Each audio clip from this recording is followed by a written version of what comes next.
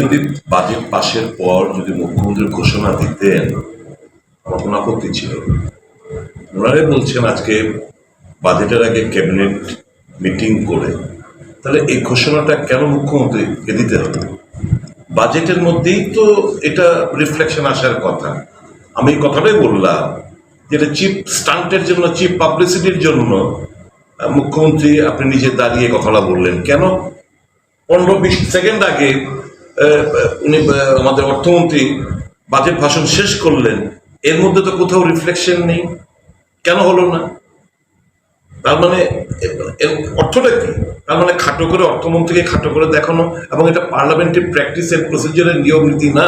আপনারা দেখেছেন সেন্ট্রাল গভর্নমেন্টও তো ঘোষণা করেছে কর্মচারীদের স্বার্থে। ফিনান্স মিনিস্টার নির্মলা সীতারামনকে দিয়ে বলেছে, মোদী ঘোষণা করেননি। তো এটাই তো সিস্টেম, এটাই তো পার্লামেন্ট প্র্যাকটিস প্রসিজারের নিয়ম নীতি। তো এটা উল্লঙ্ঘিত হয়েছে, যে স্বাভাবিকভাবেই আমি ওনাদের দৃষ্টি আকর্ষণ করলাম।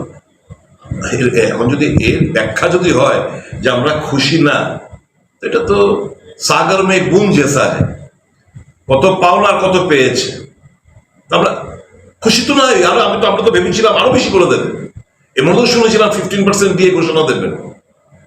তারপরেও তো ঘাটতি থাকে, তারপরেও বলতে পারতাম যে হ্যাঁ, এত ডিএ পাওনার মধ্যে মাত্র 5% ঘোষণা দিয়ে, এখন এডিসি নির্বাচন সামনে, উপনির্বাচন সামনে, তার জন্যই তো এই ঘোষণাটা।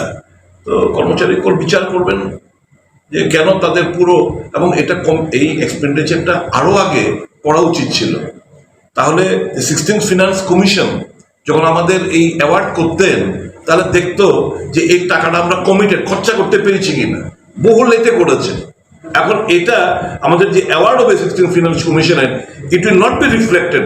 যখন এরা টাকা আমাদেরকে দেবে যে ফর্মুলা মোতাবেক, তখন এটা আমাদের করা উচিত ছিল অক্টোবরের মধ্যে, গত বছর অক্টোবরের মধ্যে। এখন আমরা পরের বছর আমরা এটা কিন্তু মার্চ মাসে ঘোষণা দিল 1 এপ্রিল থেকে। তো ফিনান্স কমিশন যেহেতু আমরা কমিটেড করিনি, আমাদের আগামী দিনগুলোতে এটা কিন্তু কর্মচারী এবং পেনশনারদের জন্য একটা খুব নেগেটিভ ইম্প্যাক্ট থাকবে এই টাকা অ্যাওয়ার্ড করার ক্ষেত্রে। তার জন্য এই জিনিসগুলো আমরা বললাম।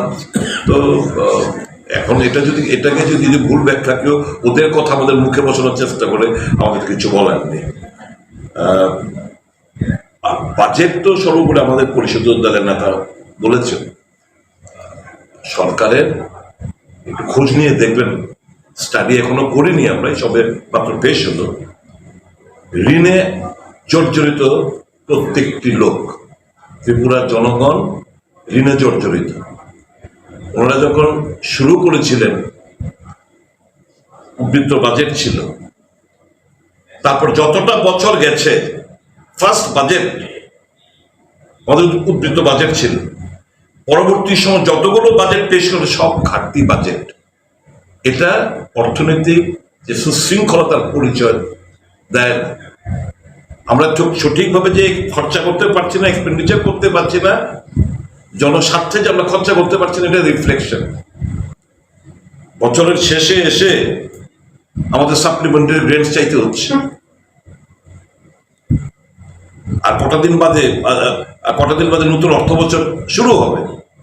এই যে প্রায় 4,000-এর উপরে, আমার এক্সাক্ট ফিগারটা এখন মনে নেই, যা শুনেছি 4,000 কোটি টাকার বেশি সাপ্লিমেন্টারি গ্রান্ট চেয়েছে। খরচাটা কোথায় হবে? তো সর্বোপরি নিজেরা বলেছেন কোনো দিশা নেই, বেকারদের সুস্পষ্ট কর্মসংস্থানের কোনো উল্লেখ নেই, আপনার শ্রমিক মেহনতি মানুষের তাদের মজুরির কোনো বৃদ্ধি করার কোনো পরিকল্পনা নেই, কল কারখানা খোলার কোনো দিশা ওনারা দেখাতে পারেননি। মানুষ স্বাভাবিকভাবে হতাশ হবে। এই বাজেট কাজের কাজ কিছুই হবে না। আজকে শুনলেন তো অ্যানাউন্সমেন্টটা করলো, স্বাস্থ্যের বিপ্লব, কত সুন্দর সুন্দর আমি দেখছিলাম টিভির মধ্যে।